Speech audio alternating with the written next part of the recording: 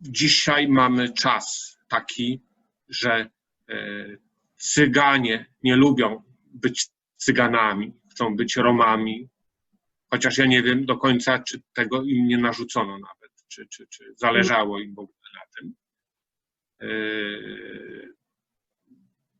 Murzyni chcą być czarnymi,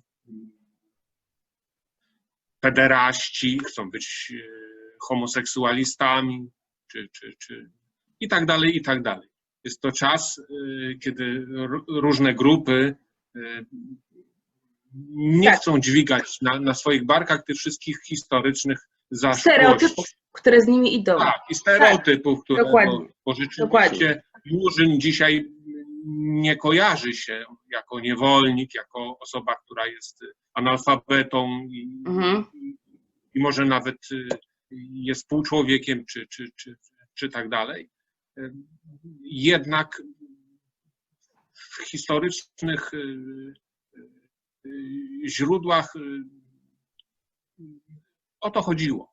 I ten Murzyn, jak mówię, po prostu może to jest zły czas, bo dzisiaj szczególnie Polacy doświadczają tych ogromnych przeobrażeń. Przecież Polska jako naród polski, bo Polska ona istniała na świat zewnętrzny i państwo polskie kontaktowało się z całym światem, i zachodnim, i wschodnim, północnym, południowym, a Polacy niestety byli zamknięci przez to nasze państwo i nie mieli tego kontaktu ze wszystkim. I te plus minus 30 lat temu dopiero otworzyli się na ten świat.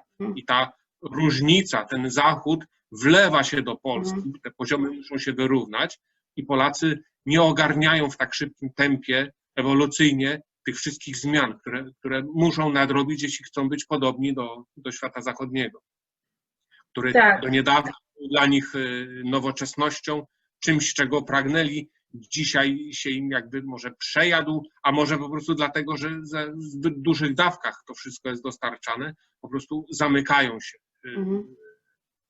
Uciekają od tego, mówiąc, że jest to zło płynące i tak dalej. Więc z tych względów jest to, ten problem tego słowa Murzyn jest niefortunne, bo wchodzi w tym czasie tych środowisk wszystkich LGBT i przeróżnych spraw. Więc to jest to nieszczęście, że wielu Polaków od razu traktuje te sprawy jako kolejny atak na naszą... Kolejna mniejszość próbuje nam tutaj teraz narzucać teraz jeszcze naszą kulturę i narzucić nam coś. Tak, oczywiście, ale właśnie... Sorry. Ale właśnie tak. Ale właśnie o to w tym wszystkim chodzi. Właśnie, że przyszedł czas na tym świecie. Ja wiem, i też żeście się obudziły, te dziewczyny, nie? Dziewczyny pomogły mi na przykład, tak? Co im pomogło, to co się stało w Stanach. To, co się wydarzyło w Stanach, miało wpływ na wiele ludzi, tak? Ludzie w Irlandii się obudzili, czarnoskórzy w Irlandii postanowili walczyć o swoje prawa, gdzie rasizm w Irlandii wygląda zupełnie inaczej, nie tak jak w Polsce, ale może trochę bardziej subtelnie, instytucjonalnie, jeżeli chodzi o nawet w sumie dziewczyny teraz wspomniały na ten temat, ale jeśli chodzi może o prawa takie równego rozwijania się, czy dostania pozycji wyższej pracy, czy tak dalej, co też jest coś, co wydaje mi się edukacją mogłoby być zmienione, to jeszcze jest trochę takie też stereotypowanie po prostu, trochę obawa między nieznanym, czy można zaufać, czy nie. Ale to jest zupełnie inny rodzaj rasizmu. Polska w ogóle nawet jeszcze nie mogę tego porównać, bo to jest zupełnie inny temat. Bynajmniej tutaj czarnoskórzy też protestują o swoje teraz prawa w innych krajach. Tak, sytuacja taka, która nagłośniła to, rozbudziła złość, otworzyła takie rany, które zostały trochę zatarte albo zapomniane. Ludzie się po prostu, plus teraz większość ludzi jest w domach, ma więcej czasu na przemyślenia i wiele spraw podczas kwarantanny wyszło na jaw. Wiele, bo ludzie po prostu mają więcej czasu na konsumowanie mediów i mają więcej czasu na przemyślenia. Ludzie postanowili pozmieniać rzeczy w swoim życiu. Wiele ludzi postanowiło, że zaczną grać na gitarze, albo zaczną studiować coś, albo różne rzeczy, tak? Więc dla osób, które przeżyły coś wiele osób postanowiło, że będą teraz o tym mówić. Tak. I to jest super z jednej strony, tak? Bo oprócz tego, że wiele ludzi postanowiło, że będzie o tym mówić, to wiele ludzi postanowiło, że będzie słuchać. Mhm. Więc w jaki sposób ta tragedia, która się wydarzyła na świecie, jest okazją, żebyśmy wszyscy się trochę podszkolili, podedukowali, może trochę zwiększyli swoją empatię jeden do drugiego. Czy to jest do LGBT, które w Irlandii akurat może około roku temu, 2 lata temu, oni walczyli o swoje prawa, które wywalczyli. I mieli rację, dlaczego mieli o swoje prawa nie walczyć, dlaczego mieli czuć się jako niechciana mniejszość w kraju, w którym żyją.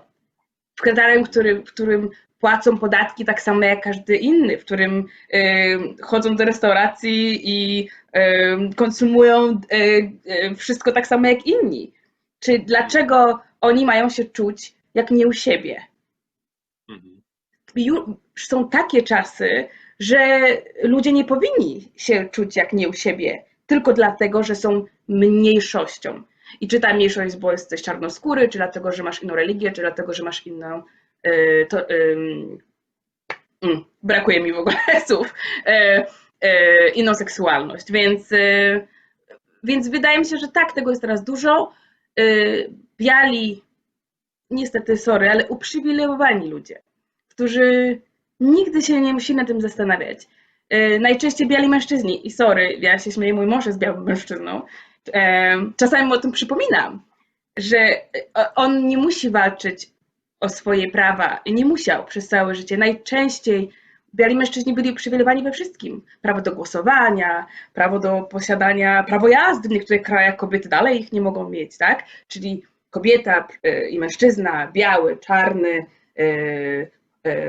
heteroseksualny, homoseksualny. Czyli heteroseksualny, biały mężczyzna ogólnie jest najbardziej uprzywilejowany. Więc bardzo ciężko jest wam zrozumieć czasami, jak to jest żyć sobie w świecie, gdzie nie masz równych praw, gdzie nie masz, gdzie czujesz się dyskryminowany, gdzie czasami nie jesteś mile widziany, gdzie po prostu ludzie ci o tym przypominają, że to nie jest twoje miejsce. Pomimo tego, że ty, tak jak ty się urodziłeś, tak jak ja się czułam, że ten świat jest tak samo dla mnie, jak i dla ciebie. Moja mama się upewniła, że tak się czuje. Dzięki Bogu. Ale moja mama zrobiła tyle, co mogła. Ludzie w Polsce i tak przypomnieli mi o tym od czasu do czasu. Ale skąd ty jesteś? Nie jesteś Polką. A skąd ty przyjechałaś? A gdzie się nauczyłaś po polsku? Mogę dotknąć twoich włosów, mogę... nie jesteś Polką, no bo jak ale taki kolor skóry, a skąd? Więc chcąc, nie chcąc, pomimo tego, że się urodziłam pełna jakby poczucia, że jestem Polką i przynależności, że przynależę tak samo jak każdy inny, to nie przynależałam tak jak każdy inny i o tym mi czasem przypominano. Więc podejrzewam, że bardzo podobnie czuje się osoba, czy nawet homoseksualista, któremu przypomina się, że on jest inny i nie przynależy. Więc tak, jest teraz o tym głośno i może wam, tym bardziej uprzywilejowanym, wydaje się, że to jest za głośno i za dużo tego i wszyscy wkoło teraz chcą swoje prawa, ale jak to? W ogóle o co im teraz chodzi? Tak, no, bo dla was trochę się to zmienia, bo musicie dać miejsca trochę dla osób, które mają swoje własne małe problemy i oni chcą mieć więcej miejsca, ale żyjemy na tym świecie wszyscy razem i musimy się nauczyć żyć. Jak nie razem, to chociaż obok siebie.